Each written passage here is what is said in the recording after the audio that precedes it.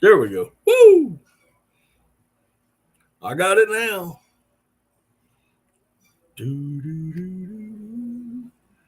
All right, guys, give me a second. You know me, I'm always running late. I'm trying to get everything squared away. All right, guys, give me a second. All right. All right, hey guys, how's it going? I got a couple people already in here. Man, we got a good one tonight. I got Keith over at Salt Creek Ammo. That's three different words. Trust me, I was told today. But we got him here coming on. He'll be in here shortly. We're just gonna be talking about ammo. What's up, RD? What's going on? We're gonna be talking about ammo. We're gonna be talking about duck hunting. We're gonna be guns. I mean, we just gonna be talking about it all tonight. And gearing up for duck season, man. Early goose season's coming up here soon. Less than a month where I'm at. It's gonna be early goose. Um, just over a month, and early teal. Of course, you got dove season that's starting up. One of my favorite little pastimes is hunting purple gallinoo, or what we call swamp chickens, and that's going to be coming up in September as well. So we got a lot of things going on. Again, I'm just waiting on Keith to get in here. For those of y'all that are sitting here, welcome to the channel. Go ahead and chime in. Let me know who's all in here. Hit that thumbs up button for me if you would, and because it surely does help out in the algorithms and whatnots. And I've got a little bit of an issue today already. I'm out of sweet tea. I have no Diet Mountain Dews, and all I've got is a Dr. Pepper. So let me get my Dr. Pepper going. All right. Whoops. I saw somebody and then they left. What happened? Come on back.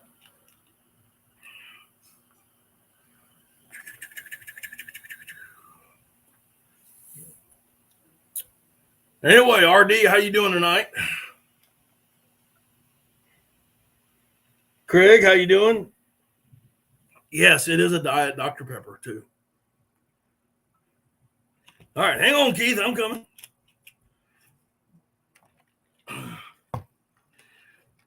He's over here in the back room over here, just grinning. There we go. Hey, how's it going, brother? What up? How you doing, man? Pretty good. Oh, we got Chasing Birds 20. Oh, there goes Keith.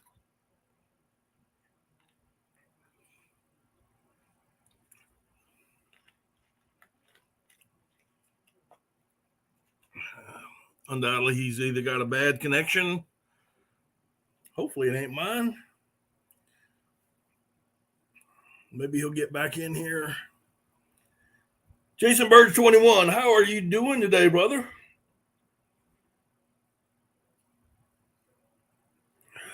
Trust me, Dr. Pepper is my favorite. Yeah. I'm drinking it because that's all I got right now. Let me get this door shut.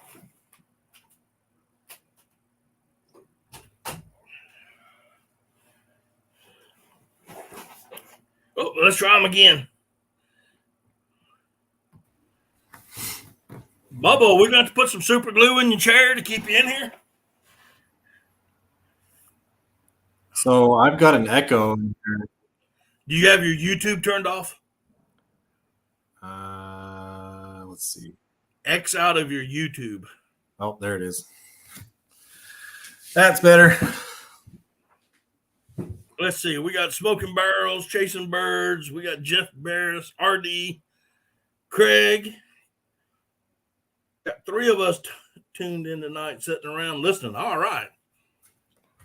Well, guys, he's been in the chat room. And I've talked a little bit about him, but I'd like to introduce y'all to Keith from Salt Creek Ammo.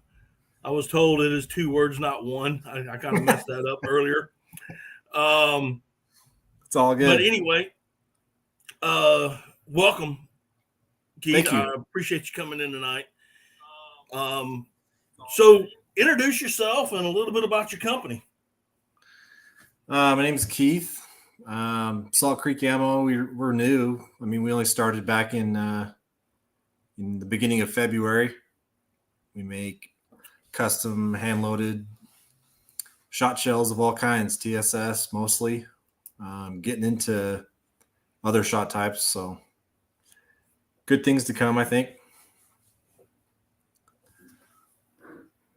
Yeah, I'm real excited about your six. We've been talking back and forth about the 16 gauge stuff, and Oh yeah, you sent me some preliminary things today, and I got yeah, like woo. I'm excited. Can't wait to put my hands on it. yeah. It's been kind of a bugger trying to get a 16 gauge load nailed down, but I knew what specs I wanted, and I was going to get there one way or another. There you go. So it should be a hammer. So I hope you like it. Can't wait to see what you do with it. Oh, I'm gonna shoot it. That's for sure. Shoot it at birds, man. I'm I was let's see who Smoking Barrels in here. He's a good friend of mine, and I actually duck hunt with him a lot. And along with Craig, we duck hunt a lot together. And I was telling him about the TSS, and his ears perked up, and he was like, "What?" And I went, "Yeah." I'm gonna give you a call here in a couple days, and if you can come on over, because we're gonna shoot some guns. Oh yeah. When I am done, I'm gonna be laying on the ground, just spread out, just going, I need help. Jeff Barris, who is in the chat room. Oh yeah, Jeff. He just posted up that he got his Salt Creek Ammo custom 20 gauge business shells in today. Awesome. That's right. Yeah. Hope you like them, dude. Should be Let me know how great. you do with them, Jeff. Yeah. I was talking really to just before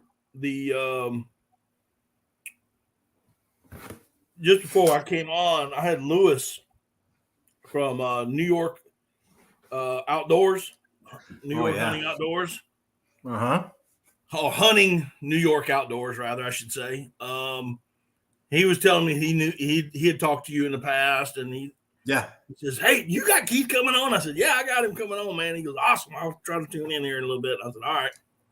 Yeah, he actually won our giveaway the other day. We did a little giveaway for some of our waterfowl, our TSS stuff. So okay, cool. He won it. I don't know. We do just like an auto generate thing. So right. Lucky to draw. Yeah. When I do those, that's what I do, is a little auto generated thing that we actually have this program right here on StreamYard that we can use. Mm-hmm. It's kind of like a little wheel, like a Wheel of Fortune wheel. Right. That's cool. But so you've been in operation for what, just a year, not even a year now? Is that, am I? Yeah, not even a year. Like I said, February. It was like February 6th. Okay. So brand new. Well, that's a coincidence, I guess, because February 6th is my anniversary for YouTube. Really? Yep. Hey, that's kind of cool. Meant to be, huh? Jeff says they look great. Awesome crimp on them. I'm going to pattern a few tomorrow. Cool. Wanda from Louisiana style. How you doing? Welcome in. So what got you into reloading, man? What put you into that realm? The desire really to just have better ammo, I mean, there's nothing wrong with a lot of the factory offerings. I just wanted to see if I could make something better. I had a job in a place in Utah called St. George.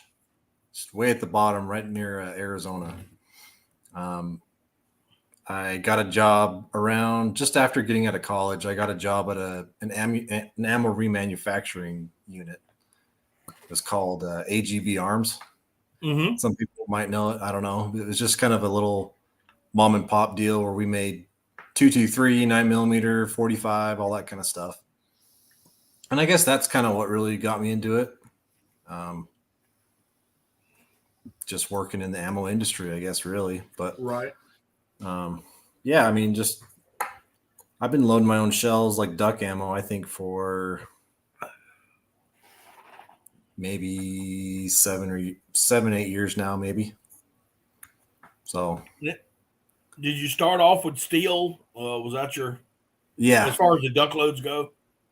Oh yeah, I mean, I haven't really gotten into a lot of these exotic shot types until the last couple of years. So, and it's pretty crazy what this new stuff can do. I mean, it's not new by any means. Like bismuth's been around forever, but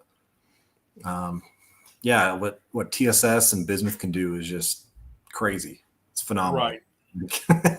When you take I don't know, when you take your old steel shells out and you have a hunt, and then you go like the next day and you shoot like a bismuth load or a TSS steel duplex or anything like that, it's just night and day difference. So well, I noticed it's exciting. I grew up in the lead days, and oh yeah, so shooting lead. I mean, shooting number 5s. oh yeah, Winchester Western, Super X, high brass 7.5s for mallards in the timber would wrap them up, and that's what we shot. And when we went a little open water, we got a little bigger shot, and that was a number 5. We didn't need anything bigger. We didn't want anything bigger. right. We shot ducks within 35, 40 yards tops. Most of it was decoying. There was some pass shooting, stuff, but it was mostly decoying stuff. So it was right there in your face, and you just didn't need it. Mm-hmm. So when bismuth came out, I was able to pull out my old 16 gauge, and I love 16 gauges. And I had the Belgium Browning, and I went and bought a Remington 1100 16. Oh yeah, to shoot steel out of, because it was a newer gun, but you couldn't find any steel shot. You couldn't. I mean, it's like, and what you did find, I could throw it faster and harder than what was coming out of the gun. So, yeah, the old days with steel were, I mean, there was a lot of trial and error, and it didn't really get it right for a while. So, well, we got one. Yeah, I want to chase this. I've got this dream of mine.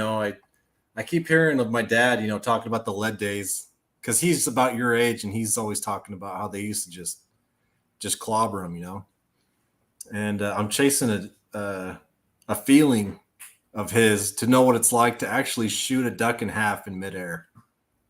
Yeah, he tells me stories all the time. He says, we're out there, and his uncle used to cook up some hot loads, used to hand load and stuff. And he said one day he was out with his buddy after going to school, and he seriously, I guess he just cut one right in half. I can't believe it, but wow. I guess that he just shot it right in half. I'm like, I got to do that. I've never done it. My brother's come close. I think he shot a Gadwall with like Black Cloud triple BB at like 20 yards or something like that. I'll send you the picture. It's just like a big string. It's just a big string of feathers and guts. So that's a gumbo duck is what we call that. Yeah.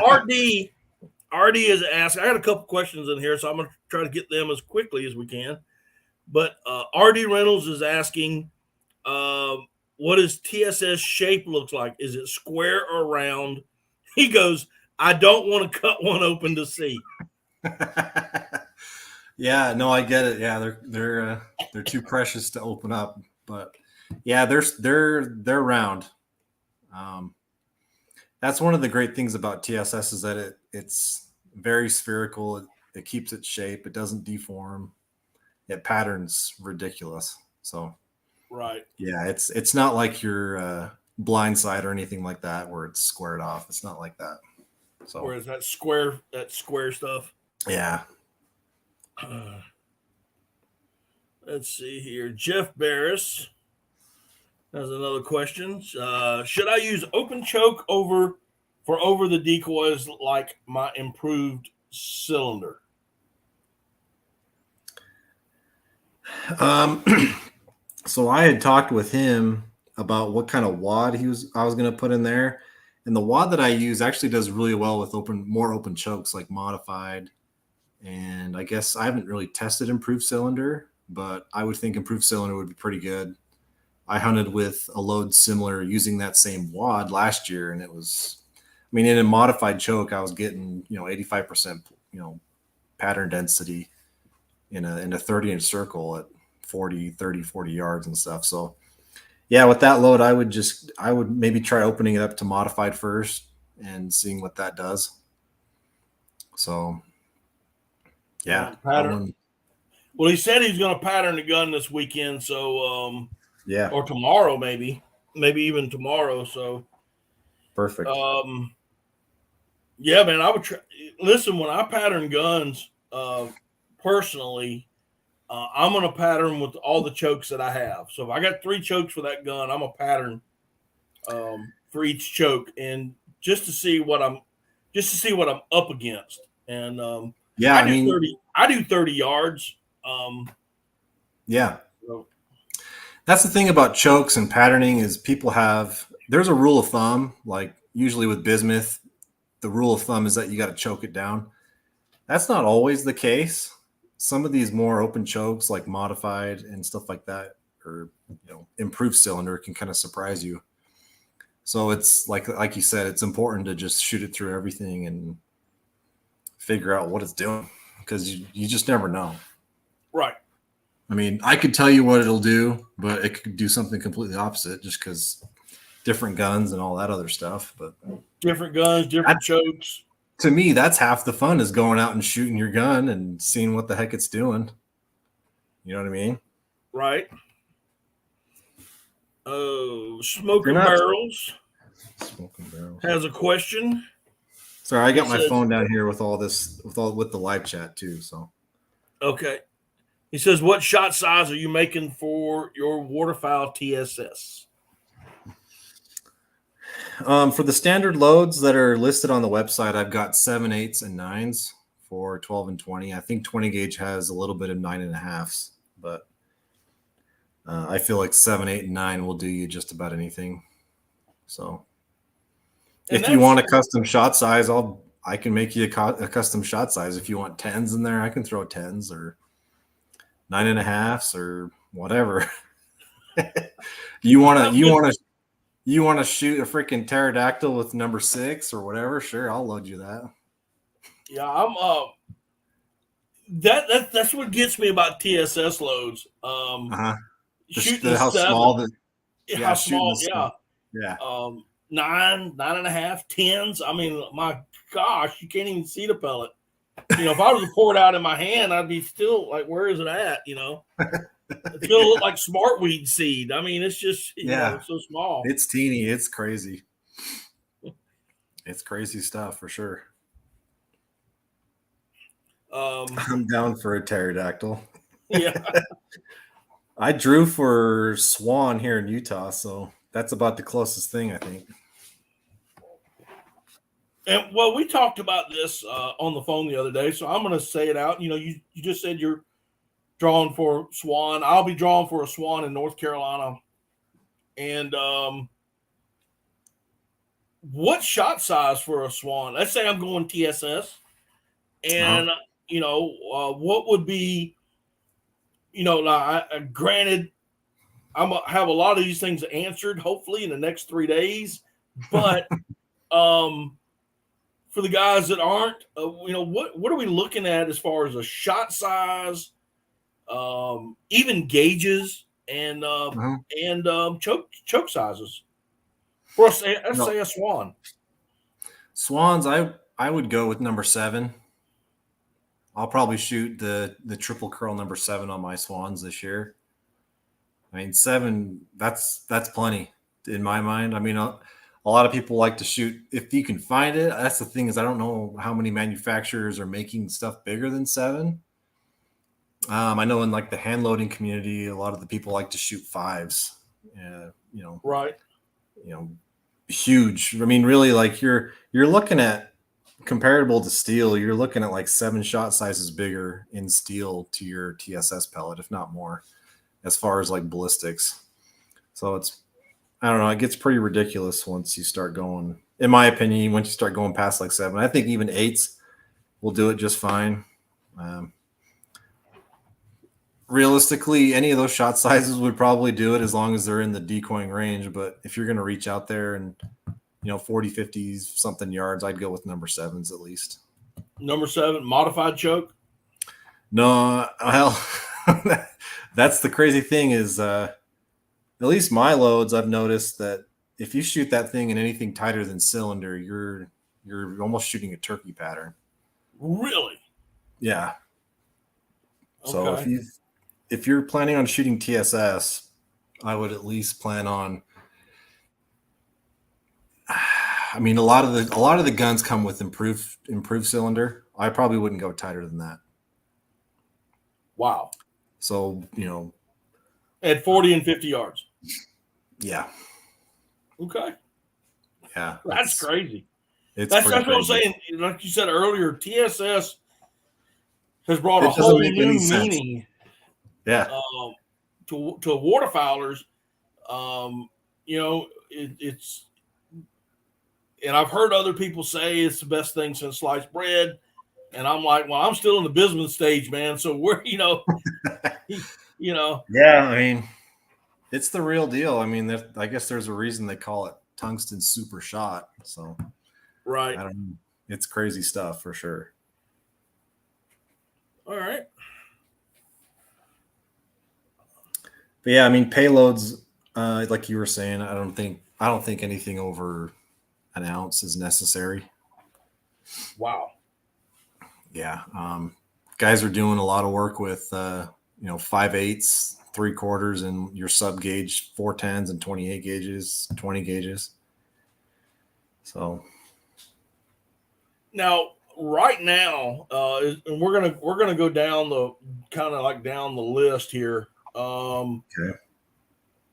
As far as TSS goes, I know you offer it in 12, and you offer it in 20. Are you going to be offering any other gauges, or do you offer any other gauges in the TSS? Yeah, I have loads for everything from 410 to 10 gauge in TSS. So, okay. The standard gauges, 20 and 12 gauge, I've got listed, obviously, and I've sold a few boxes here and there of 28 gauge and 410s. I mean, it's just a matter of contacting me, and we'll get you set up. So, right. Yeah. Now, this is all, in a lot of ways, like I said, because we're so new, this is all a lot of trial and error and seeing what people like and what's popular and what I should be incorporating into the website. In a lot of ways, I don't know what people want. Like, I don't know. I know 12 and 20 gauge is by, far and away the most popular 2 duck hunting gauges. But I mean, 28 gauges is becoming super popular. So, I mean, as the season goes, I might just add it on there and just let it roll. I don't know. So, right. Well, we've got roughly 10 people, so I'll ask the question in here just out of curiosity. Guys, in the TSS load, what gauge are you looking for? Just go ahead and write it down in the comments,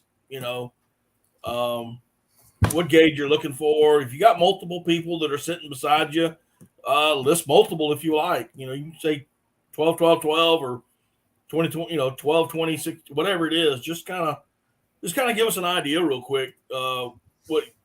What you guys are looking for that I've got here in the chat, just to kind of get that started.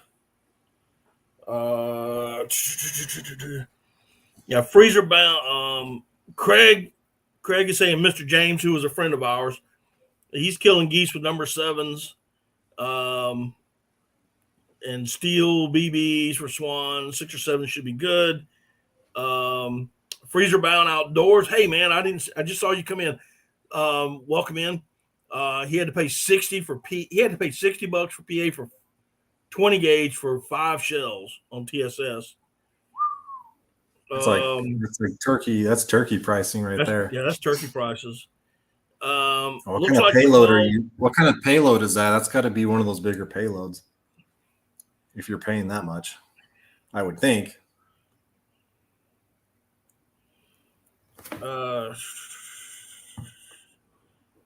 Okay, hang on, Chasen, and I will get that out there in just a second. Looks like 12 and 20. Of course, RD has to be funny about this and say that 12 gauge is the choice for real men.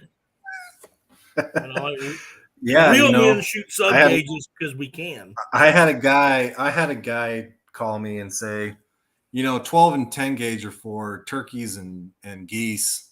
4, 10, and 28 gauge are for squirrels, and stuff like that. And it's like, it's just funny. I don't know. It's all fun. Chasing Birds 21 says, I'd really like to use a 28 gauge.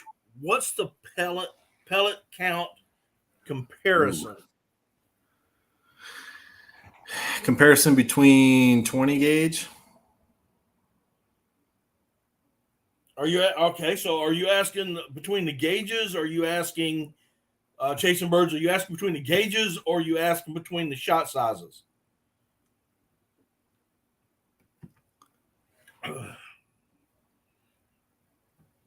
So while we're waiting for him, so my 28 gauge load has 3/4 of an ounce. With number 9, you got 273 pellets. And a number 9 TSS load? So a 20 gauge has a 7/8 ounce. It's 318. So your difference is about 45 pellets. So, yeah, I mean, he's saying 12 and 20s. The comparison between 12 and 20 gauge? Yeah.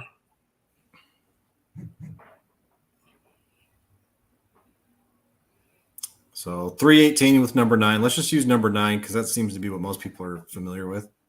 So 318 in a 20 gauge. And 364 in 12 gauge. So you're around, I guess between each gauge, you're around 45 pellets, depending on, it seems like 12 to 20 gauge is 45, and then down to 28, you're also at about 45 pellet difference with number 9s.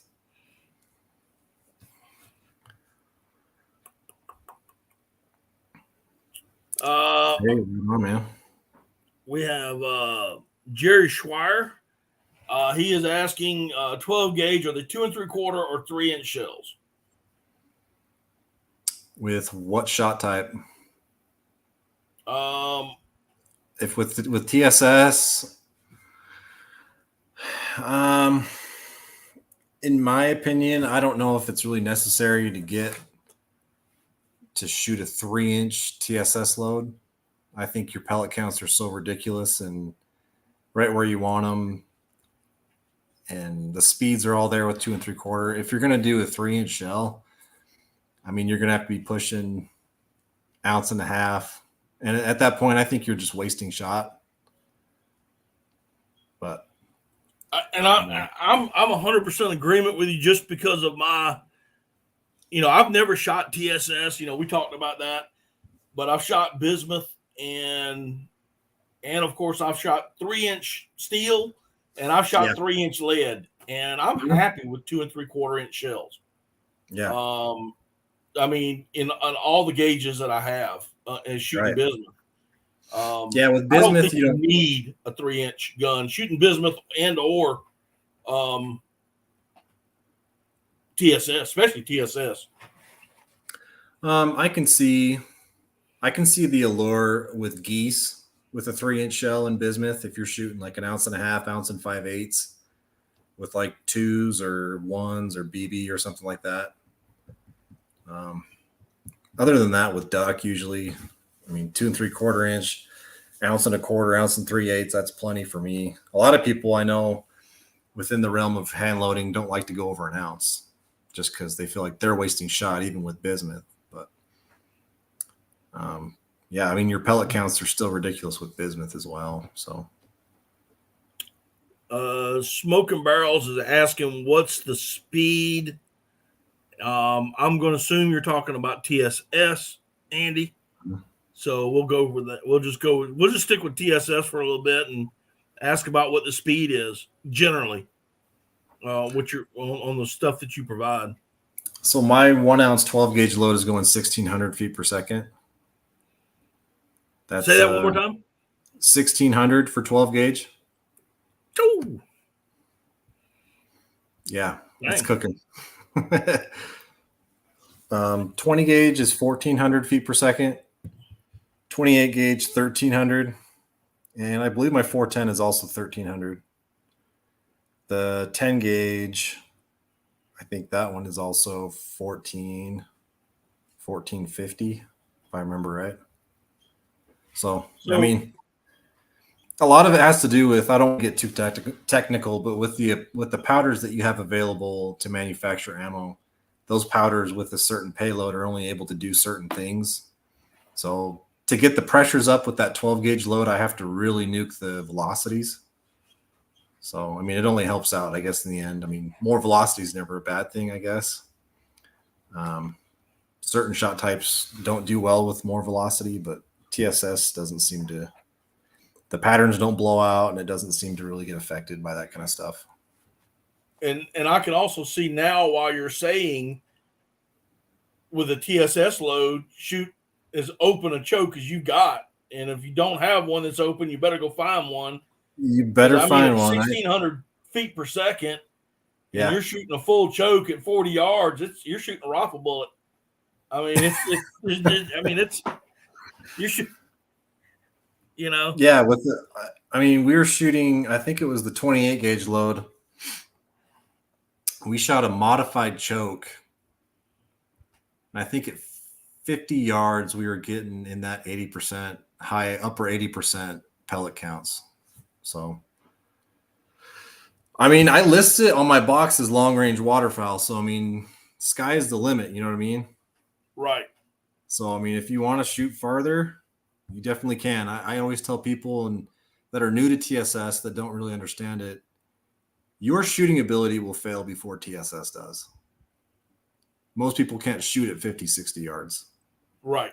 I mean, who can hit a duck consistently at even 40 yards? I mean, right. I can't. Not that. I mean, I feel like I'm a pretty good shot, but I can't hit it, all that well. I mean, I don't know. It's crazy stuff. So, I mean, yeah, I mean, as far as you can hit it, it'll die 100%. Okay. Well, let's get into some, let's see. Let's get into some bismuth, which is my right now. Basically, what I shoot, a lot of people on here shoot bismuth. Yeah.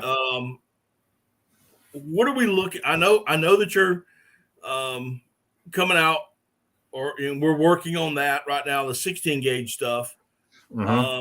But in the bismuth, you have everything from 410 to 10 gauge. Am I correct?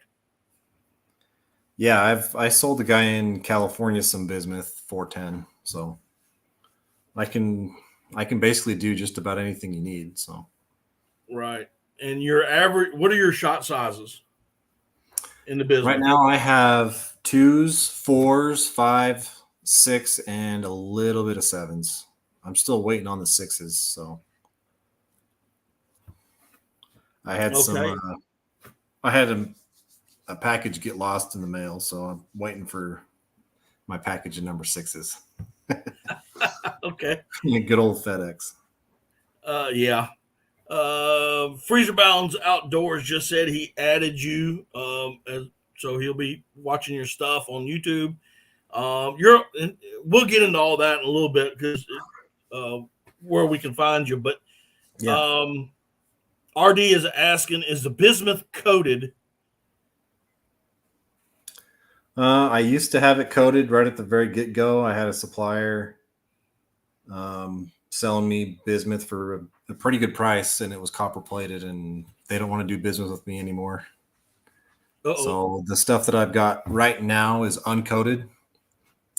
I haven't seen a whole lot of difference in pattern performance or field performance between a coated and a non-coated pellet. So Okay. Now, that's just the way it is. just for the guys in here, what are your speeds looking at? Because I know that's going to be a question they're going to ask. For bismuth, I try to stick it within the sweet spot of bismuth, which is around 1200, 1250 to 1350 feet per second. That's where bismuth really shines. Okay. Yeah, my 2 3/4 inch 12 gauge load, 1.25 ounces, it's 1350. 1.5 ounces, 3 inch, I think it's 1330. I've got a 3.5 inch bismuth load. It's 1.75 ounces. It's moving 1,200 feet per second. So, yeah, all my speeds try to stay around, at least 1,200 feet per second. RD is asking again, is it round bismuth or a blob of bismuth? A blob. What he says, I'll put it up. Round bismuth or Yeah. a blob of bismuth? It's about as round as bismuth can get. And I know what he's talking about. Bismuth can get kind of misshapen, and it's just the way that goes. Let's see here. Will Sykes came in the house. Welcome, Will. Hey, there's Lewis hunting New York outdoors. He's here, or is he leaving? He came in. I think he's getting ready to leave. Oh.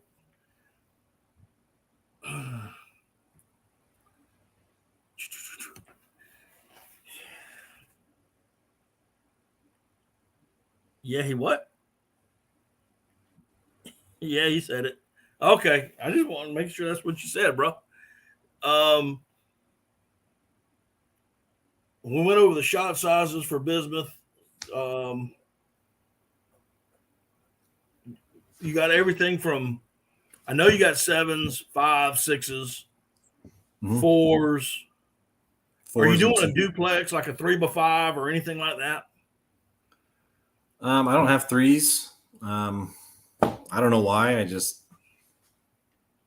I figured in between sizes more or less, but I've got a bunch of stuff. I could always get 3s in if we want. So I can do, like I said, I can duplex it if you want. I can mix it. I can blend it, whatever.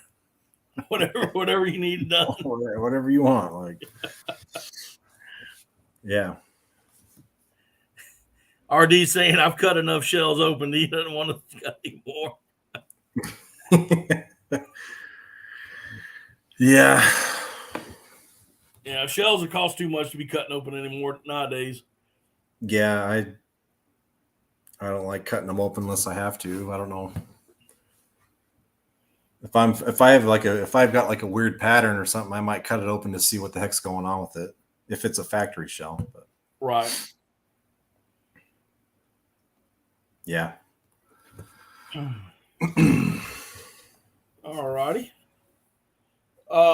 Now you do make some custom loads, and I really want to talk about one of them that we were talking on the phone. But you have a 10 gauge shell that you custom loaded for a guy. I think it's a turkey load. And I can't remember if it was TS. I'm quite sure it was TSS, but it was just absolutely humongous. It was like almost like 3 ounces of shot. Yeah, I make a 10 gauge 3.5 inch 3 ounce TSS load for turkey. Good. It's the standard. I actually just incorporated it. I just listed it in my website as a permanent, product listing. So it's there for whoever wants it. Wow. Yeah, it's ridiculous. What size shot was that? I can't remember. I mean, I've got it right now listed with number 9 and 10 shot. Oh, what do you even know what the pellet count is? I mean, can we count that high? I'd have to. Yeah, I can. I'd have to look it up. But yeah, I want to say, I think with the 10s, I think you're up to like 1,600 pellets or something like that. My Lord. Yeah, it's a punt gun. I'd have to strap that thing to the front of the boat and use it as a punt gun. There's no way. It's ridiculous. I'm not gonna lie. I mean, there's a lot of people out there that like shooting 10 gauge, and they've got the Magnum-itis, so to speak. Mm-hmm. And they're like, "Oh, the guns are heavier, the recoil is not as bad." I'm like, dude, I don't know what the heck you're talking about. I'm like, stick one of these 3-ounce loads in your gun and see what you get back to me, you know? Oh goodness. There's gotta be a man to shoot it. I'm just saying, a 3-ounce load, 1,600. What was it pushing? As far as speed. So yeah, the number, it's pushing between, I think it's around 1070, but I want to say some people that have shot it have got over 1,100. So it's right there where it needs to be as far as turkey loads and TSS. Right. But yeah, the number 10s with that has 1,638 pellets. The number 9 has almost 1,100 pellets in it. Man. It's a beast. I had a few guys take turkeys with it this year. So. Sorry, Jeff, I missed this question. I just And here I go punching buttons again. Remington SP10, yeah. That's what a lot of people were shooting it with. I'm sure in a semi-automatic 10 gauge, it's not that bad, but shooting it, I can tell you, shooting it out of an H&R single shot doesn't feel very good. Oh yeah. Jeff is asking what percentage of bismuth fragments and does buffering help? It's hard to say. I mean, there's so many different ways people are making bismuth with different, I guess, the standard, I guess, is 6% antimony with bismuth, kind of like how they do with lead, but I'm not sure on the percentage on what fragments. I think it really depends on velocity, the choke that you're shooting it in. Like tighter chokes can mess with it. Buffering does help a lot. Buffer and bismuth go together like peanut butter and jelly. Okay. So, yeah. All right. Let's see. We got some people come in here. SoFlo Outdoors. Hey, Billy, how you doing? Mark Taylor's in the house. Local Life Outdoors is in the house. Chasing Birds 21 is still sitting there going, man, that's a cloud of shot. He's I want to take that 10 gauge load and go shoot me a raft of coots one day just at the front of my boat, like the good old days. Yeah, just lay down and just boom. Just let them have it. Yeah. I mean, I don't know. I'm quite sure you have. I mean, if you're over the age of 5, you probably watched the videos. Duck Commander, when it was not Duck Dynasty, but Duck Commander, when they had, I don't know, it was like 3, maybe 500 ringnecks fly into their decoys, and they waylaid the snot out of them. I mean, there were birds falling for days. I could just see that 10 with that 3-ounce load just. But then again, I mean, you have to shoot an open cylinder bore to get enough pattern out there to be able to, because if you got any tighter, you're going to be shooting a rifle bullet. Well, you get the opposite effect. If you go too tight, you can actually blow it out. So, I mean, it's either shooting it as tight as you can or just opening it up. Oh. So. Yeah, RD saying that's TK and Mike all over. For those of y'all that don't know who TK and Mike were, a comedian team that did some outdoor videos way back in the day. I know that I can't remember which one, but one of them passed away a while back. But they were some funny guys. I mean, if you haven't seen a TK and Mike video, you really need to look that up.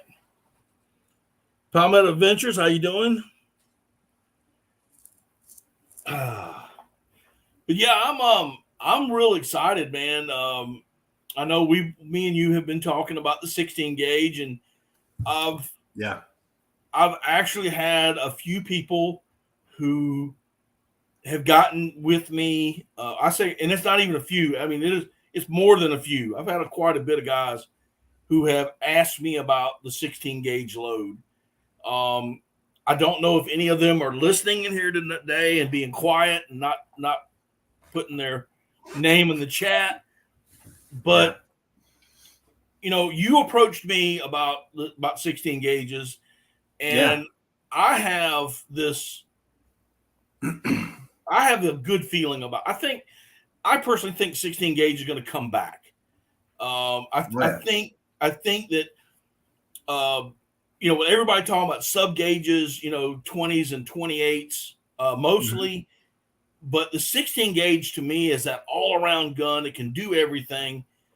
So let's just kind of talk about the 16 gauge and what you're looking at and what you're hoping for in the future. I mean, I hope the 16 gauge makes a comeback. I hope to be a part of that. Like I said, I got that load for you. It's an ounce and an eighth bismuth moving 1,300 feet per second. So, right. I want to say, other than me, I want to say it's maybe Heavy Shot that makes the 16 gauge that heavy. And right. That's kind of the sad thing about 16 is it's been on the back burner for so long for all these manufacturers that you don't get a whole lot of support, different payloads. It's all usually just an ounce with the smaller birdshot. It's kind of hard to come by some really good field loads for 16 gauge. And hopefully the load that I come out with will fill that void for people. Yeah, I mean, because they're bringing back. I mean, Browning is bringing back the Sweet 16. I've been looking, and I haven't seen anybody else, but Browning has always been a leader. You know, in my opinion, when it comes to different gauges and different guns and whatnot. And I think I will say now, Browning, and I'm gonna say this straight up, Browning, you need to work on your DS tubes. I don't particularly like them.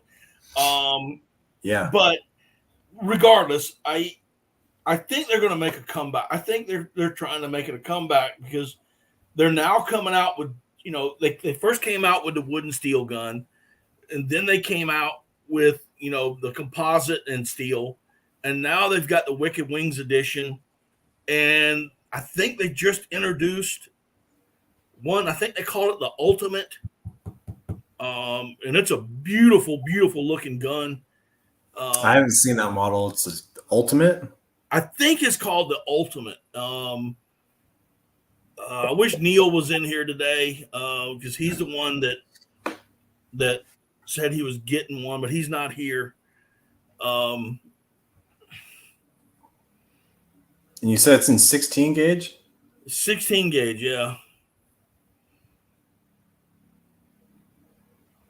I think it's called the Ultimate, and I may be wrong on that, but you know, they've got the field grade, you know, the quail for the quail hunters and the dove hunters, and you know, they're coming out with the composite and steel for duck hunters. Then Then they come out with the Wicked Wings, which is definitely for the duck hunter and turkey hunters. Yeah. So, I just think they're going to make a huge comeback. They should. They should, because anybody that's ever shot a 16 gauge on paper next to a 12 gauge, more often than not, it shoots better. It patterns better than a 12 gauge. Yep. I don't know what it is about it. I can't sit here and tell you scientifically what the heck it is, but it just patterns just everything. Right.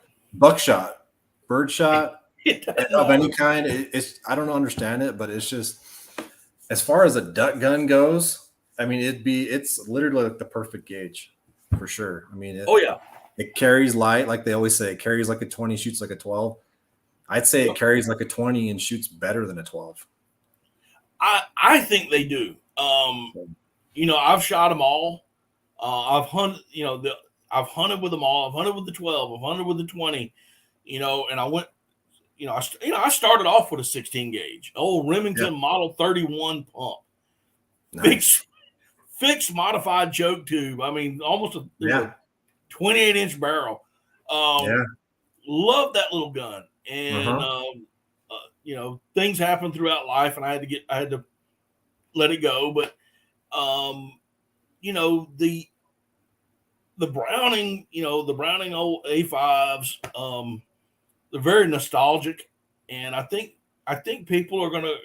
I really do believe, and now with the introduction with bismuth, NTSS loads, you can shoot these older guns and have a great pattern. You have I can tell you now that the Sweet 16 now that came out is lighter than my Belgium A5. It's way lighter.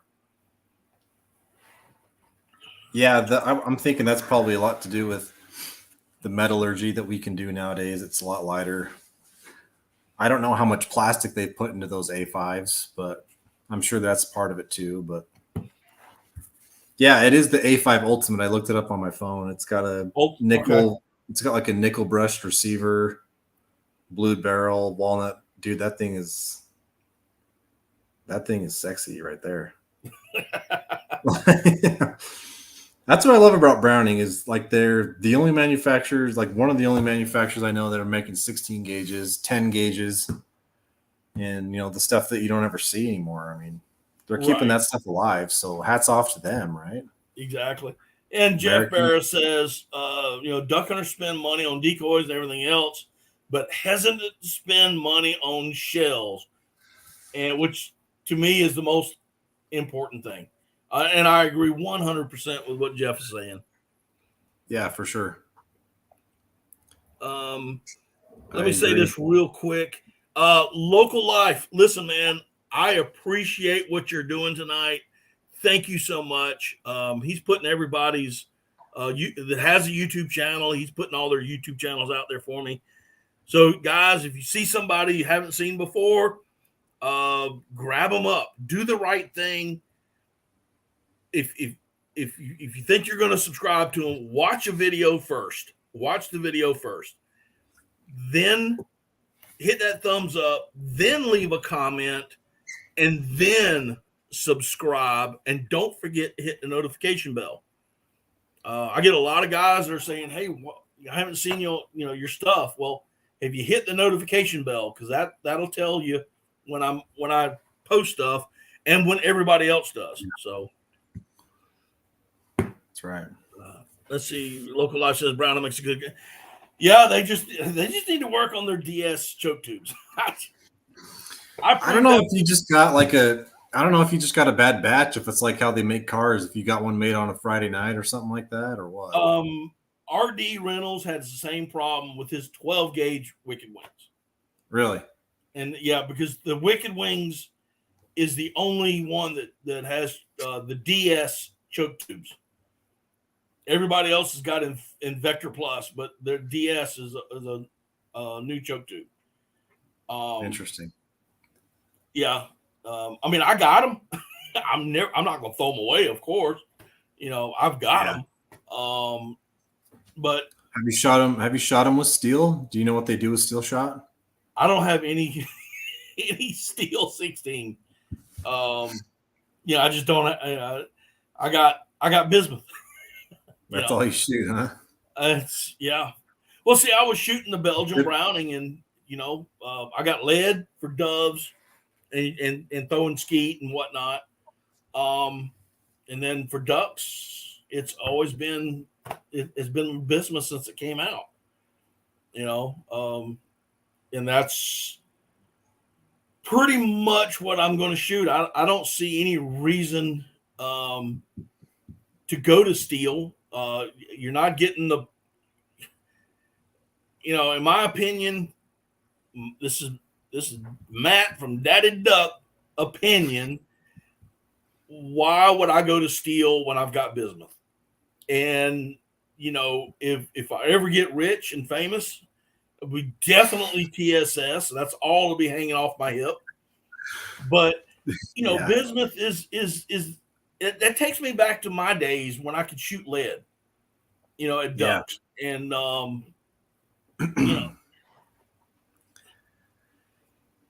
it performs pretty close to lead.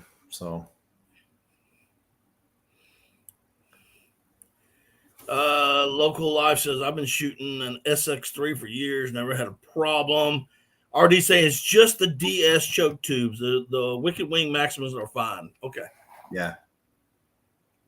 Interesting. I went to Comp and Choke. That's what I shot in the last video I did, guys. So if y'all want to go see that, but those patterns were stupid. They were great. I mean, I personally messed up on the count. That was me. I went to public school, guys. I was trying to count on my fingers,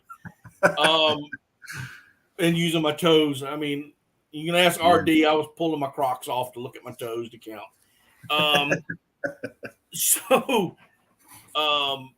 But yeah, I mean, it was to me, it was night and day. It was actually night and day.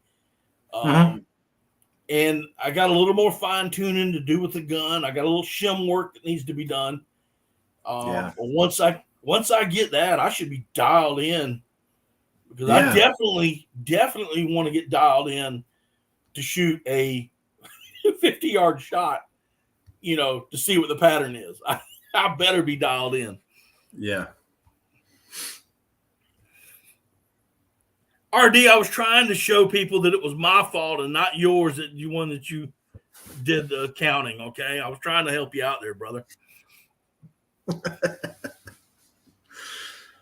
Yeah, that's awesome. Oh man, so if there's any more, guys, if you have questions, please feel free to put them in the comments. I'll try to pull them up when I see them. I'll try to answer whatever they got. But I would like to ask you a couple of hunting questions, some stuff. Sure. How long have you been duck hunting?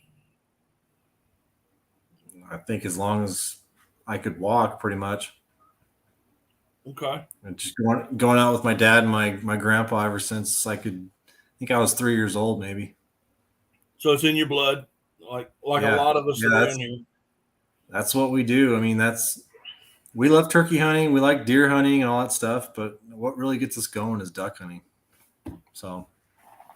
Okay. And, I shoot a lot of timber, a lot of swamps. Some of it's, man-made flooded timber. Majority of it is swamps. I mean, I'm standing beside a tree, 2 feet of mud, 6 inches of water, 2 feet of mud up on a cypress tree. For those guys that have never been to Utah, what are y'all, what's your normal type of hunting? Normal hunting is on a boat on big water out in the marshlands on either Utah Lake or off of the Great Salt Lake. So, you're shooting over big water usually. Lots of diver ducks. I mean, we get a pretty good mixed bag out here. So, right. Is there any swampy timber, any of that kind of thing? I mean, we have a spot. There's lots of. I mean, that's the main part is just shooting off of boats and stuff. But there are lots of rivers and sloughs that go through farm country and stuff like that. So I mean, you can get kind of a taste of everything out here, but far and away, I think it's mostly off of a boat. Right. There's lots of walk-in access too. Like there's lots of, you can walk into the big water and off of a dike, you can put decoys out or, walk out a ways. And we do that quite a bit, but yeah, it's not like you guys out there, shooting through trees and stuff, breaking branches. Yeah, I think it was you I was talking with the other day about that, and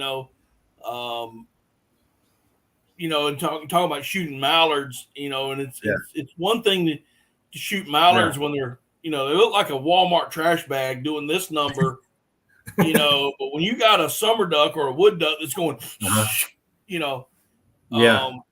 at Mach 12 through the trees, it can get pretty.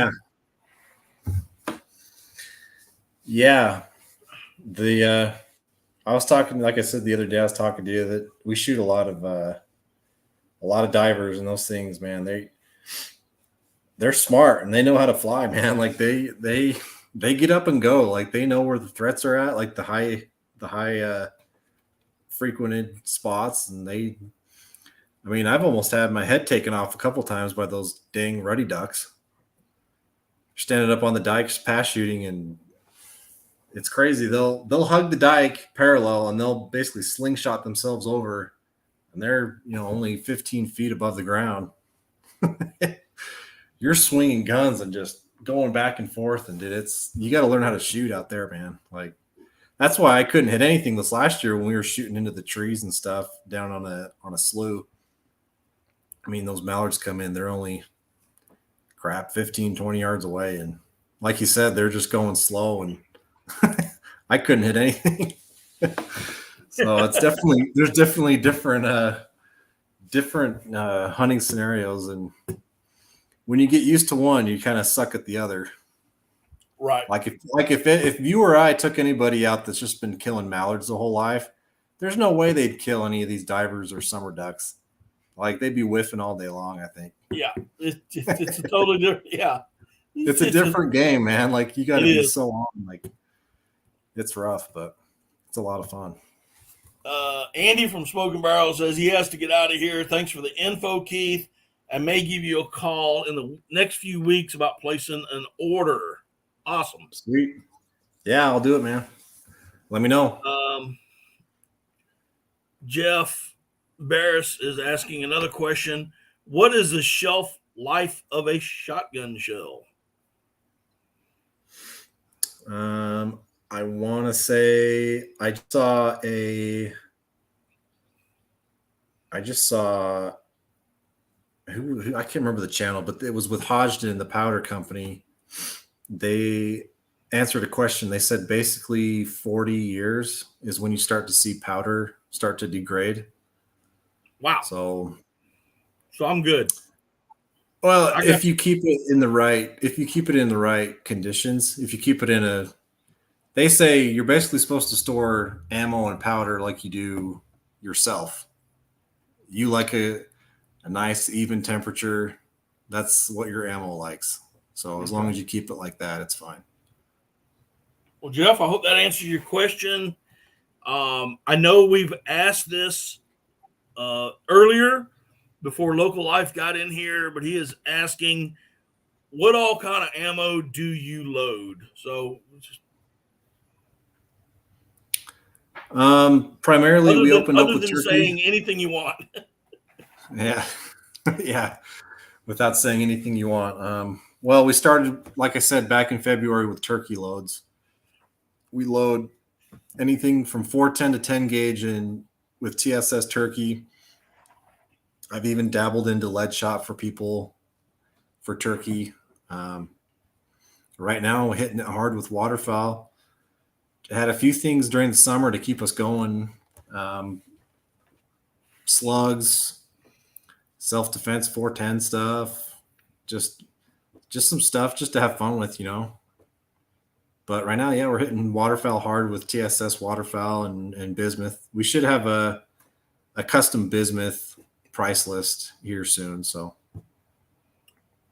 yeah, talking about personal defense loads, you got one in there that's an awesome looking shell. Oh, you're talking about the Twister slug? Yes. Yeah, Yes. the Twister slug is mean. Like it's yeah, I don't know. It's got to. I've been told it's the best. I don't know a whole lot about slug ammo or any of that kind of stuff, but I've been told that Twister slug is one of the meaner self-defense slugs on the market. So only available to hand loaders up until us coming out and loading it for people, commercially. So All right, Craig's got to leave. He's got that storm. We just got over the storm, so it's headed his way. nice. All right, Craig, be safe out there, man. We had a lot of high wind and a lot of rain.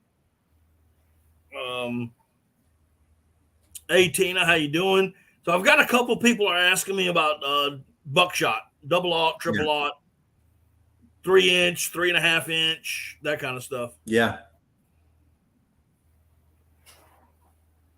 Yeah, I've got a whole bunch of. It's about 33, 34 cal, so like double aught and a half buckshot. I could load in 3.5 or 3-inch. Now that being lead. Yeah, it's lead. It's lead. But I do have our triple threat, which is geared towards big game. It's TSS, the big TSS sizes. I've got T's, BBs, 2s, and 4s. So that's always an option if you want. But yeah, like I can load you double aught buckshot, no problem. Lead shot's there easy. You go. Lead shot's been around for so long. It's not hard to load those things. So now all you're doing right now is shotgun loads, correct? Are you doing any pistol or rifle or anything like that? No. So part of my roots is that I worked at Barnes Bullets for about 5 years, which is just up the road from me. I had a couple people I was trying to get to come over with me and do rifle and pistol stuff, but they didn't want to do it. They got the old golden handcuffs on. They can't leave. Right. But yeah, and it's the market's really, really weird right now with rifle and pistol stuff. It's still in that weird COVID phase, I guess, where it's really hard to find brass for some of this stuff. 280 Ackley, even down to 270 Winchester. It's hard to find brass manufacturers that will work with people. So I'd love to get into that stuff eventually, but right now it's just a terrible time for any of that stuff. Okay. So not sure if any, I mean, this is primarily a duck hunting channel, but I know that, right. Duck hunters and you may be a full blown duck hunter, but you deer hunt on the side, so yeah. Or pistol shooters or whatever. So I wanted to ask. Right. Yeah. Let's see. 25 wisdom. What do you say? 25 wisdom?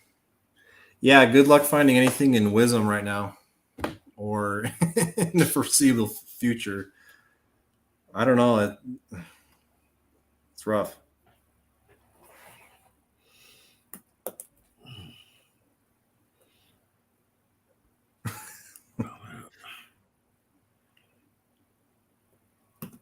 Trying to write some stuff down here. But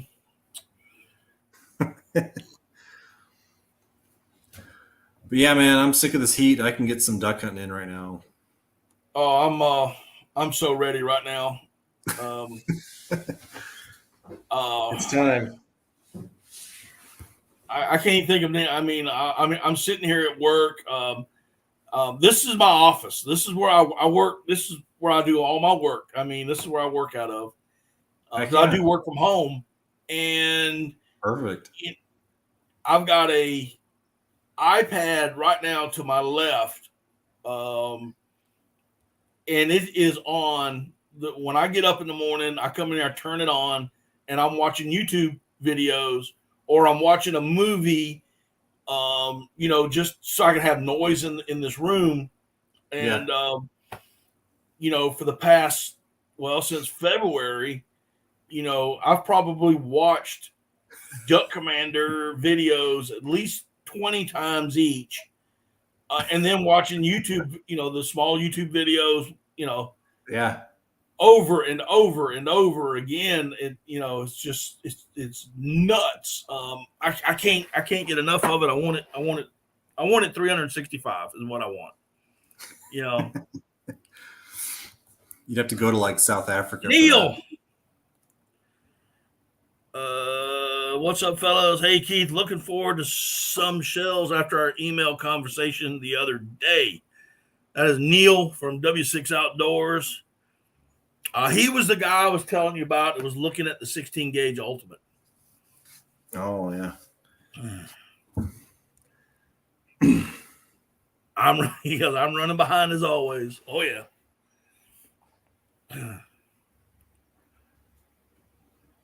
But yeah, I'm real excited, dude. Yeah, I can't wait. I don't want to give a lot away right now, but I am kind of excited. The next couple of weeks, I think, is going to be very, very exciting, and I'm ready. Yeah, for sure. Just see here. 26 days to teal opener, huh? And yeah, Jeff we got is less in than a month, or just over a month, or right at a month. I was gonna say that's September 1st or so, or whatever. For us, it'll be about mid-September. Huh. About mid-September. I don't know how I'm going to work this teal season yet. We just haven't been seeing a lot in my area in the last 2 or 3 years. Really? It's like teal, they're here today, gone tomorrow, kind of thing, and we just haven't been seeing them a lot. So I'm kind of waiting on some phone calls. It'll be kind of like, hey, they're here, come now. We got to go hunting right now. And I'm like, all right, hang on a minute. And I'm making a phone call to the boss going, I'm out of here later. Put me down for 3 days of vacation, Yeah. It's basically how that's going to work out, I think, this year. But we do have early goose, which starts September 1st. And, of course, dove season is right there at it. So, I got a couple places where we can literally shoot geese and doves in the same place. So I couldn't even imagine. Smoke a dove and then smoke a goose right after it. Well, last year we went on to a goose pond, and all I had,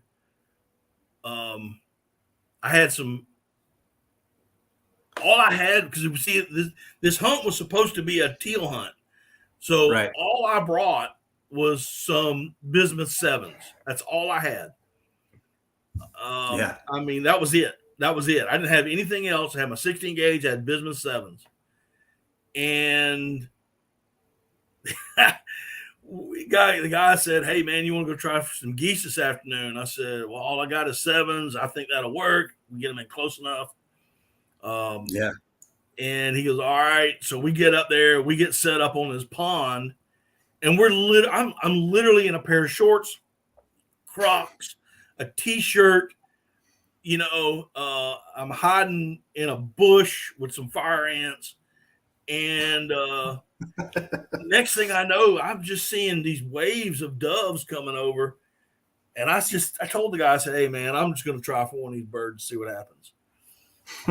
Boom! One shot, peeled him out, and after that, it was on. I shot my limit of doves. The geese did come, but they came. It was too dark to shoot. They were roosting that pond, and they came, and probably 5 or 10 minutes after shooting time was over with is when the geese showed up. But yeah, them number sevens, man. I was wrapping them doves up, and I mean at some impressive ranges. Really? Yeah, the guy that was with me, his name was Greg. He was in here earlier, and he didn't have anything to shoot doves, so you can understand where that went from there. But him and his dog were busy. Let's just put it that way.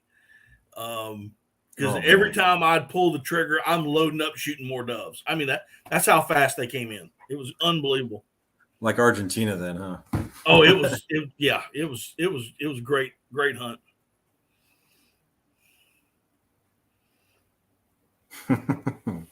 Me and you both, local. Yeah, man. I'm right there with you. Yeah, last year I shot more doves with Steel BB than I did anything else. Really?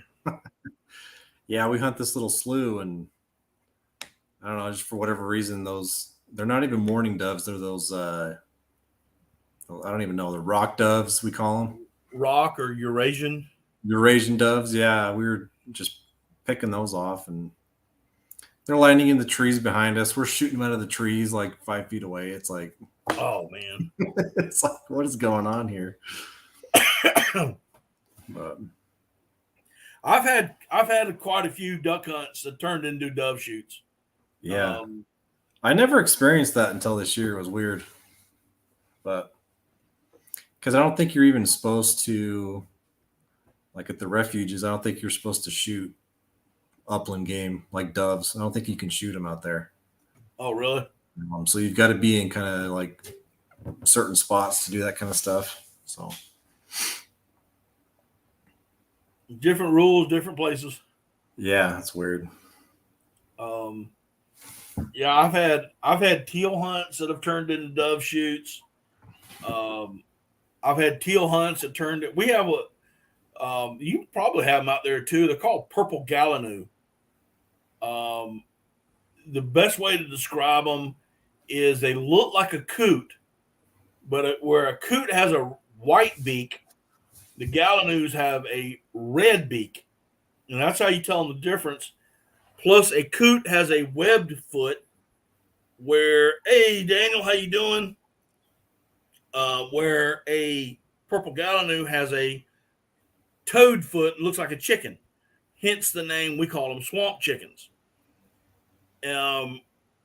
Sometimes the DNR messes up and they let us shoot them things when the teal season's in.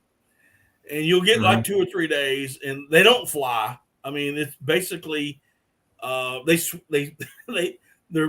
can swim, or they're walking on top of the lily pads, and you get them close and you shoot them.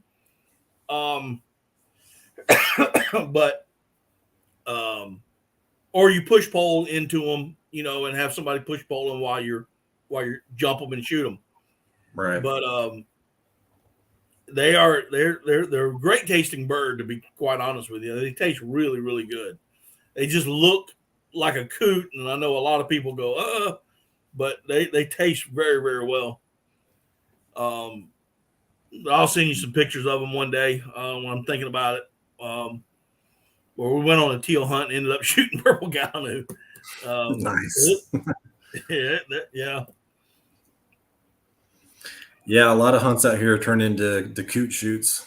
So same thing. Got to have something for the dogs to retrieve. Yeah, I mean, if you're not shooting, you're not having fun. So speaking of which, do you have a dog? My brother just got a dog last year. Okay. It's actually the dog on our box of TSS ammo. Oh, okay. That was her very first retrieve, was a Drake Mallard. Cool. An Eclipse Drake Mallard anyway. So yeah, she was 6 months old. So that was pretty cool to see. Yeah, she's really great. I mean, he's turning her into a machine, so it'll be interesting to see how she does this year. Right. Yeah, I this mean, will he's be my going. dog's. This will be my dog's first year. She'll be 6 months and 2 days. By duck In two season, yeah, days. she'll On the be. 9th, she'll be 6 months old. So her actual first hunt won't be until October. I may take her on a teal hunt, but she will not retrieve that day. We got way too many what they call water lizards, alligators. Water Um, lizards. man, I'm gonna tell you, I was working her last week in a pond, and I didn't even know there were alligators in the pond. And I looked, I was keeping my eyes open, and I had on a long retrieve, and she was coming back, and I looked across the pond, and he was getting across the pond, trying to get to her. And Oh man. I got her on the bank, and of course she doesn't know what's going on, of course, and all she wanted to do was retrieve more and run up and down the bank, and I had to grab her collar and leash her up real quick and walk her out of there as quick as I could. Man, that's scary, man. Yeah, local saying I've been Does that seeing so many happen? gators this year. It's fishing is unreal. That must happen a lot then. Do you guys get a lot of dogs that just get attacked by gators and stuff? We get a few. I don't hear too. I mean, local. You're up on the PD rivers. Y'all got anything going on up there? Gators getting dogs. We every now and then they get them, especially around some of the housing that's on the lakes. You know, so So can you guys going to this guy's comment? Can you guys hunt gators out there? Like he says he's eating them. yeah, we can hunt them here. You have to get a permit. You're only allowed one in my state. Really? Yeah. So you can get a permit, and guys go out. I mean, they put in permits every year to hunt them. And of course, in Louisiana, where Pork Chop is from, Pork Chop Outdoors, they have a gator season as well, and they can get multiple tags, especially if they're, like the swamp people, where they actually do it for a living. And they actually fish for alligators there, which is using bait and line. Oh man! Here, you actually have to hunt them. You have to get up close, either spear them, grapple them, or bow, hit them with a bow, and then dispatch them with a punt stick, like a spear. Well, you can throw a spear at them, or you can shoot them with a bow, or you can grapple them with a grappling hook. But once they get close, what's the name of it, guys? It's a stick, got a shotgun shell in it. You put it up to his head, and a bang stick. You hit him with a bang stick. Bang stick. Pork Chop says he'll tackle a gator. I don't care.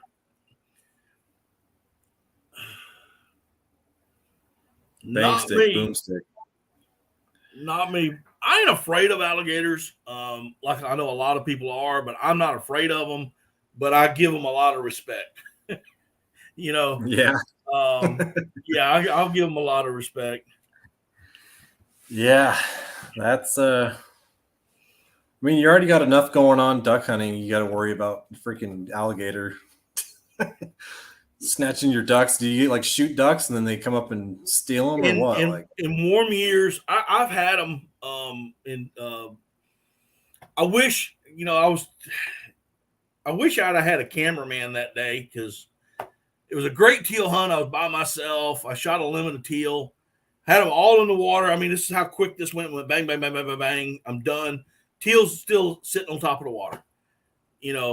I get out of the boat, no dog. I get out of the boat, and I start wading over, and I know where the last one is, and it's a little bit further, but I could see the lily pads parting and it was an alligator. So I'm running through the water, yelling. I do have a gun in my hand. I ain't that silly. But we had a standoff for a few, which to me was 2 hours, but I think it was like 5 seconds. We had a standoff. I did get my duck. So it is what it is. But yeah, I have had alligators come in, take a duck from me. I know the guys in Louisiana have had that happen. I know the guys in Florida have had that happen. That's nuts. If SoFlo is still here, he probably can tell you a story about it. I can't imagine gators would stick around guys with guns. You'd be surprised, Jason. So I mean, it's yeah, I've had a few ducks taken. I got a picture somewhere. I'll see if I can find it. Of an alligator that was hanging right there at the boat. I mean, literally, I literally reached my hand over the blind and put my hand on his back. Wow. He was right there. I've had him do that before. I have seen him even in cold weather moving around. So you just got to be careful. You just got to watch what you're doing and be mindful of what's around you. That's nuts. Yeah, looking at this comment, I've had that happen with pheasants. We hunt a club every once in a while, and yeah, I shot a pheasant that kind of sailed on me, and we had eagles soaring around us. What they'll do is they're smart; they know where the food is at, so they'll follow your hunting. They'll follow your hunting group around and circle you until you get something, like until you mess up. Had one swoop down and grab a pheasant from me. I was not there, but I've had guys tell me the same thing. That they were hunting our lake and they had an osprey come down and grab one of their ducks. Yeah. What's up, Anti? How you doing?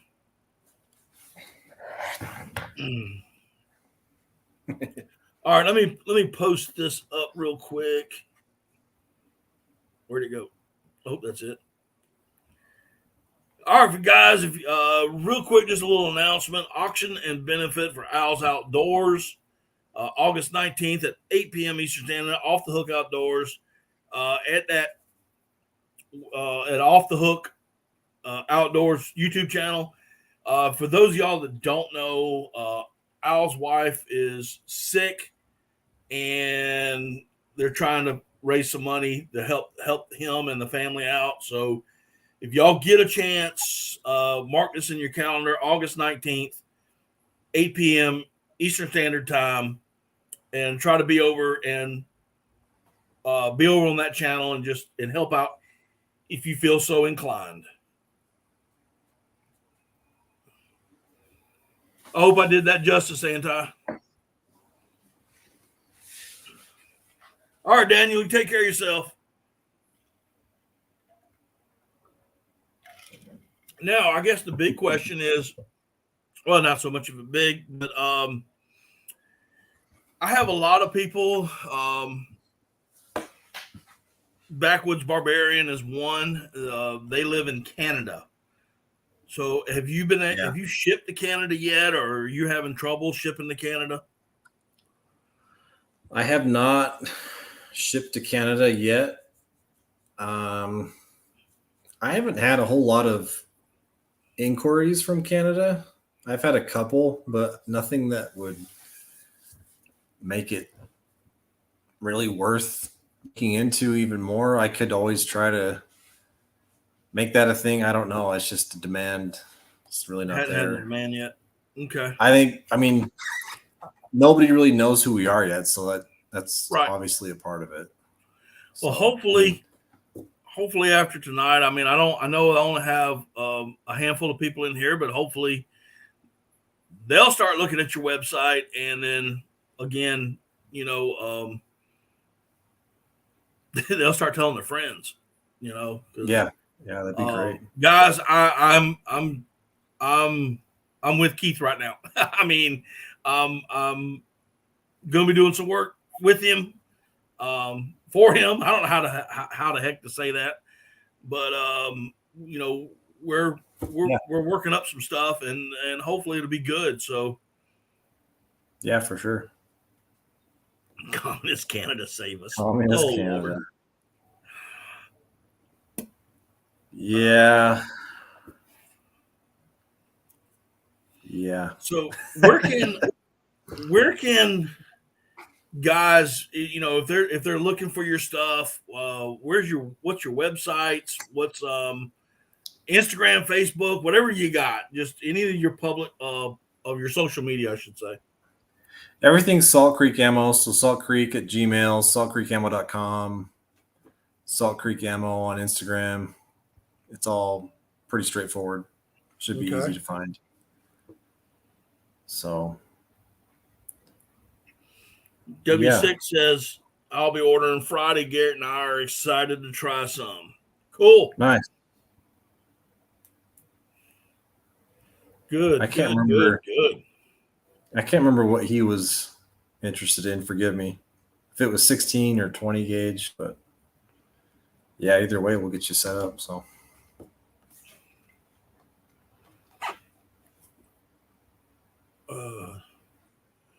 Neil's Cool. Missouri, I believe. Missouri. Man, nice. I wish I had the money, because what I'd love to do is just go and visit everybody during the duck season. Just go visit everybody during the duck season. Have a good time. Cook my biscuits and shoot some ducks, and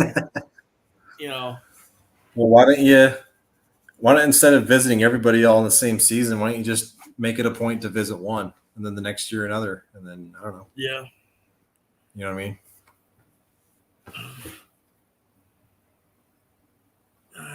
Just got you. Oh, let's see here. Everyone I hunt with know, and word of mouth of a great American product will get out. Yeah, that's right. He's talking about 2 3/4 number 12s. W6 nice.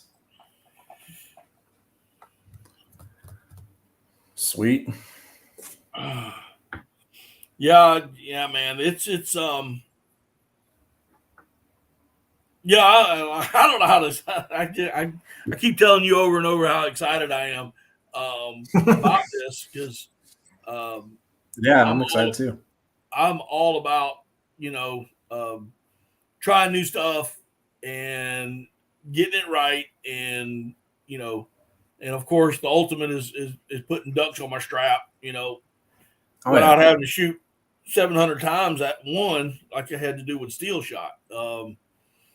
And yeah, that's I think I still have some steel somewhere. Somewhere. I think I got some 3.5-inch tee shot. So nice.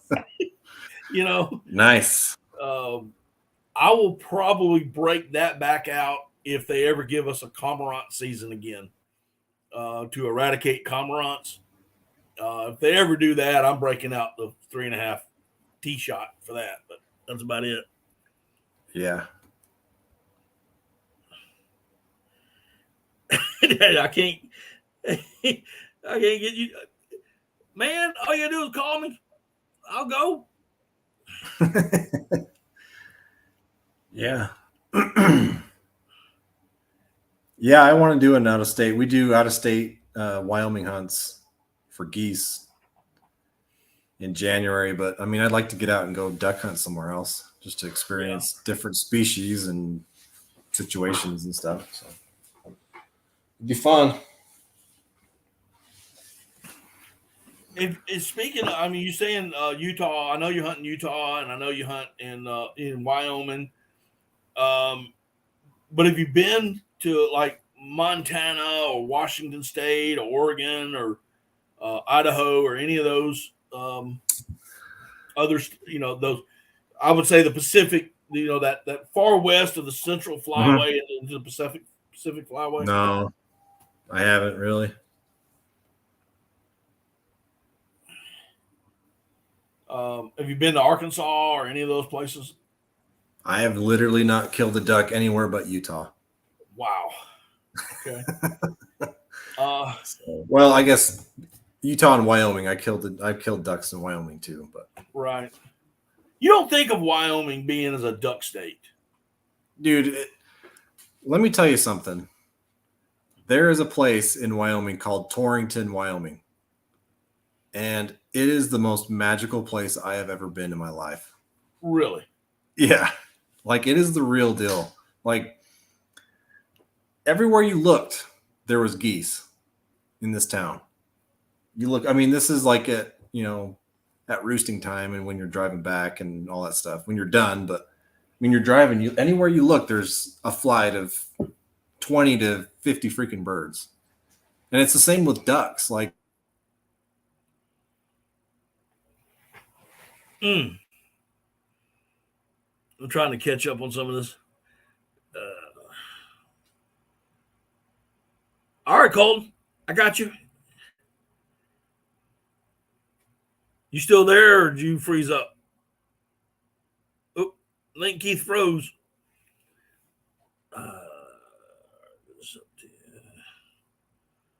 We won't.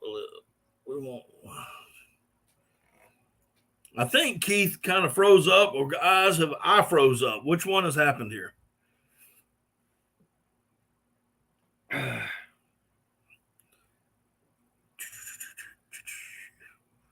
Yeah, I think. All right, there he goes. Let's see if we can get him back. We had a little malfunction here. He froze it. Okay, we lost Keith. Man down, y'all. Man down. Hopefully he'll come back. Yeah, guys. If you haven't tried, I'm serious. If you haven't tried bismuth yet, you really need to be shooting it. I know most everybody in here does. I got you, brother.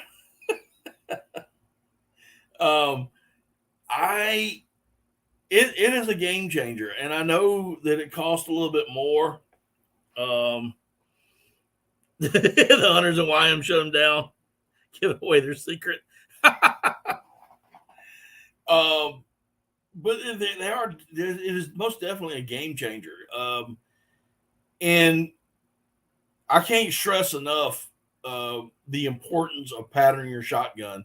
And I know that RD, if he's still here, will tell you the same thing. I went out to his place last week, and we realized that my gun's not set up right. It still needs some work to it. I need to shim it. But in order to once I shim it, I still got to shoot it again to make sure that everything's right. So, get your ammo, grab your choke tubes, and go see what your gun's doing. I mean, honestly, it's most. I know it sounds basic. I know it can be tedious, especially it's summertime. It's hot. You got other things you'd rather be doing, like going to the lake and going swimming and stuff. Here we go. We're going to get him back. There he is. We got you back. Oh, sorry about that. Lost internet connection, I guess. Yeah, that's okay. Yeah. So we were talking about bismuth being a game changer. I mean, TSS, for me and what I do, I'm not going to buy TSS to shoot wood ducks with. Okay, I'm just not going to do that. Yeah, I mean, I just wouldn't. But for specialty hunts, for me, like shooting swans, I hope we'll go on a swan hunt this year. Mm-hmm. I think it would be perfect. I think shooting TSS for sea ducks, because they are a tough bird. Yeah. I think getting that would be the ticket. But I love bismuth, and I can't say enough about it. I mean, it's just so much of a game changer. And I know a lot of people said the same thing over the years. Bismuth is a game. I'm saying it again. If I got it, some of y'all say, "Well, I can't afford it." Well, let me explain this the best way I can. You shoot a duck 2 or 3 times, and he's still flopping. You shoot one time with bismuth, and he ain't flopping. You're saving shells. You're saving money in the long run. Yeah. That's just the way I look at it. I think you were saying, I can't remember the guy's name, but he does that surviving duck season. Joel Strickland, yeah. Or no, this wasn't him. I think he might have said something about this, but I want to say, anyway, I heard from one of my mentors. He was talking about a big duck club out there that guided people, and they all shot all kinds of different ammo. Anyway, when they got their hands on TSS, when it started coming out, they had numbers. Like they were like meticulous about, how many birds they shot, how many shells they had to shoot, and et cetera, how many cripples or whatever, and dead birds and all that stuff. Apparently they, like I said, they were just crazy on keeping numbers. So when they went to TSS, they saw a 75% decrease in cripples. Right. Or, I mean, it basically just almost went away. So that's the point of all this alternative exotic shot, is just to kill birds better. And that's what it does. Bismuth, same thing. I mean, the first time I ever shot bismuth, it was just kind of like you said, night and day. I just couldn't even believe it. I was hitting birds with a light 7/8 ounce 20 gauge load, as hard as I was with like a 3.5 inch BB steel 12 gauge. That's how comparable it was. I was like, man, this feels like I'm shooting my 3.5. Right. I'm just clobbering them. It's just different. It's hard to explain when people just only shoot steel. It's like, dude, you just got to buy a couple boxes and go out there and try it, and it'll change you overnight. It's like Jeff said earlier. We spent a lot of money on guns. We spent a lot of money on decoys, boats, gear. Why not spend that money on ammo as well? It just, get it. When you go out there and you shoot 2 or 3 times, I mean, if you get an opportunity, especially in my state where you don't have that, you have like a 10-second window of an opportunity to shoot ducks. And when you get it, you better be ready for it. And, I get the best decoys that I can get, which are, heyday decoys. I love those decoys. Got a good boat, got a good gun, got good choke tubes. Now I need good ammo, because I want to only have just a few seconds to knock a 1, 2, maybe 3 birds down, and then my day's over with. Right. I don't want to shoot a half a box of shells at one duck. When I hit him, I want him down. I want that bird. I want it in my hand so I can cook him for supper that night. Yeah. Because that's the ultimate goal. The ultimate goal is shoot ducks and have them for supper. Yeah, I mean, we're chasing the old lead ballistics, and I think we've got there and we've exceeded it. We've gotten there with bismuth, and I think we've exceeded it with TSS. Right. But I mean, the goal is to kill ducks and do it ethically. So, I mean, shooting number 9s at 1,600 feet per second. I mean, good Lord. Yeah. I mean, 2 pellets hit it. He's like, oh, I'm done. And you're getting this stuff is nuts. I mean, you're getting pass throughs on a mallard out to 50, 60 yards. So, Yeah. I mean, people are always afraid. That's the other big concern I get from people is, if I shoot TSS and it's harder than steel, it's like, am I gonna have to take out a new insurance policy on my dental? I'm gonna be crunching into TSS pellets. It's like more than likely, you're not gonna see anything in there. It's gonna go through. It'll just go straight through them. Right. So, well, it's gonna be fun, and yeah. I'm gonna have some fun here in the next couple of days. I do believe, unless I have another pop-up storm like we did today. I mean, I was worried 30 minutes before we were to go live. A storm came up. I mean, it was blowing wind. Internet went out. Power went out. Everything came back up. But that was my troubles with getting my choke tube videos with the comping chokes. Every time I went to go shoot, it was pouring down rain, and I'm like, oh man, it's summertime in the South. I thought my shop was going to come down the other day. We got they said the other day in the news that Utah, in a span of an hour, got our July and August, amount for rainfall in the amount of an hour statewide. Right. So, I mean, it was just, I thought my shop was going to come down. It was raining so hard. Oh, driving home from work, turning the corner, there's this field in front of the local clinic, the hospital, and it was full of water, and people were out there on kayaks. Oh, otherwise, like a dried up desert field, dude. It was waterlogged, and that kind of stuff gets me excited for duck season, especially here because it's always so dry. We've always gone through droughts and stuff, but right. This winter, I don't know if you looked at anything. I know it's out here in the middle of nowhere. You guys don't know anything about freaking Utah or whatever, but one of the main ski resorts out here got over 900 inches of snow, and that's the most in recorded history. Wow.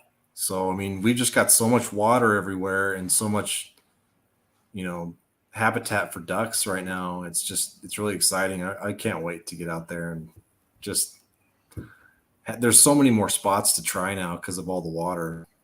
So yeah, that's I know you got to be getting excited. Where am I at? All right, so Neil, and we covered this earlier. Neil says, "Can I still shoot TSS through full choke like I do Boss, or do I need to open it up?" That's the problem with going back and forth between all these different shot types is typically your bismuth needs full chokes. Steel does well with like improved modified or like, modified. Well, TSS is on the lower end of the spectrum where it needs cylinder.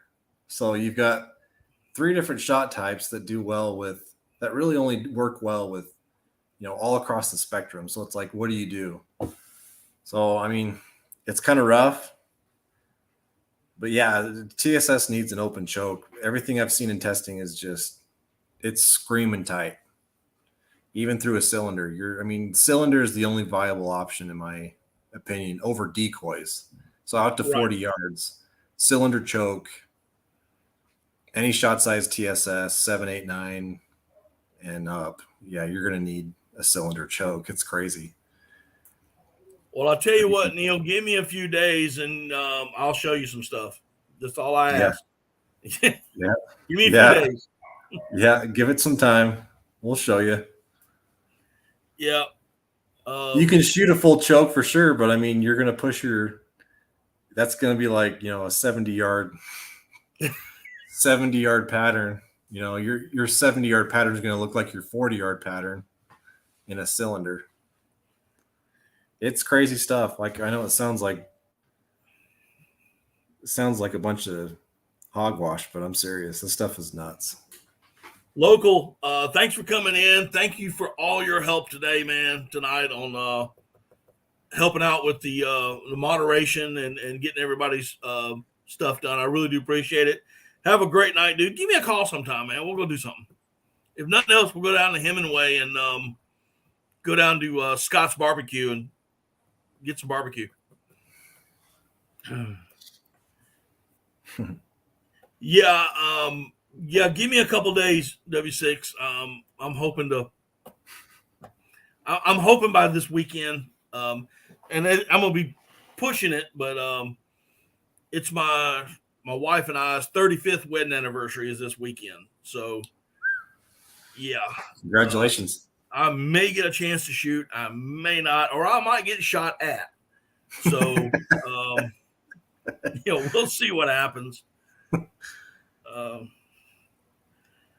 But I'm hoping in the next few days, man, seriously, that I've got everything ready. All I got to do is get a package in the mail and we're done. Nice. But yeah, I'm excited, dude. And I'm real excited. I was, especially about the 16 gauge stuff, because that's what I like to shoot. Yeah. I can't imagine shooting a number 9 in a 16 gauge 2 3/4. Yeah. at Swans. I mean, it doesn't make a lot of sense to people because they're still used to lead. Bigger is better. And steel. Yeah, bigger is better. It's like that's not the case with TS at all. I mean, people are stoning geese in Wyoming with a 410 with a half ounce of TSS number 9s. And they're saying that's too much even. So, I mean, it's a different paradigm. You gotta change your mindset on that kind of stuff. Right. Jeff says, Keith, it's great to put a face to my shells. Lots of great info. I just might pull the trigger on some TSS. Hopefully the shells look better than the face, right?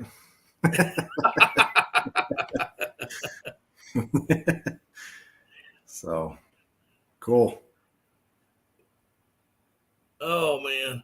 Well, Bubba, we are going on 2 hours. Unless you got something else, just remind everybody where they can find you at.